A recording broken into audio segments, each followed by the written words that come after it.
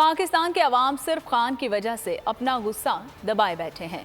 लोगों का पारा हाई हुआ तो इस्लामाबाद श्रीलंका का दारुल हुकूमत कोलंबो बन जाएगा। फवाद चौधरी ने खबरदार कर दिया, कहा कि शहबाज शरीफ और इसहाक डार साहब आपको बाहर जाने के लिए तैयारा नहीं मिलना।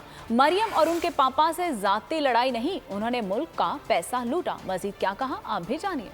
मरियम बीबी से जाती लड़ाई है, ना उनके पापा से जाती लड़ाई है। पाकिस्तान के ऊपर हुकूमत कौन करेगा? ये लंदन से फैसला नहीं हो सकता, ये वॉशिंगटन से फैसला नहीं हो सकता। और इंशाअल्लाह पाकिस्तान के लोग ये हक लेके रहेंगे और हम इस गुलामी से निजात लेके रहेंगे। और इंशाअल्लाह ताला इलेक्शन करीब है।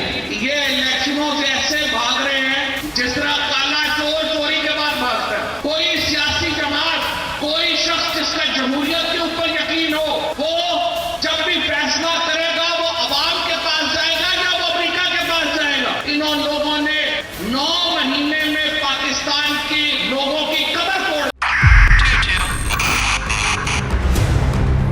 2022 बहुत सारे तोहफे भी देखे गया पाकिस्तान की आवाम को। पाकिस्तान की आवाम को एक तोहफा ये दिया कि आवाम को पता चल गया कि पाकिस्तान का मीडिया क्या है। साल 2022 में सबसे ज्यादा देखे जाने वाला चैनल बोल न्यूज रहा नंबर 1। हमने बहुत सारे शोज और ट्रांसमिशंस की, पूरा साल मुसलसल जदोजहद में निकल गया कि ये वोट ऑफ कॉन्फिडेंस के पीछे कौन लोग थे।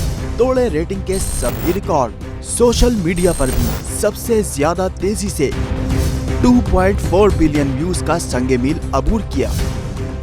एंकर्स को भी आवाम में सबसे ज्यादा मकबूलियत मिली और सोशल मीडिया पर भी बोल रहा सब पर भारी। सब्सक्राइब करें और बेल दबाएं ताकि कोई खबर रह न जाए।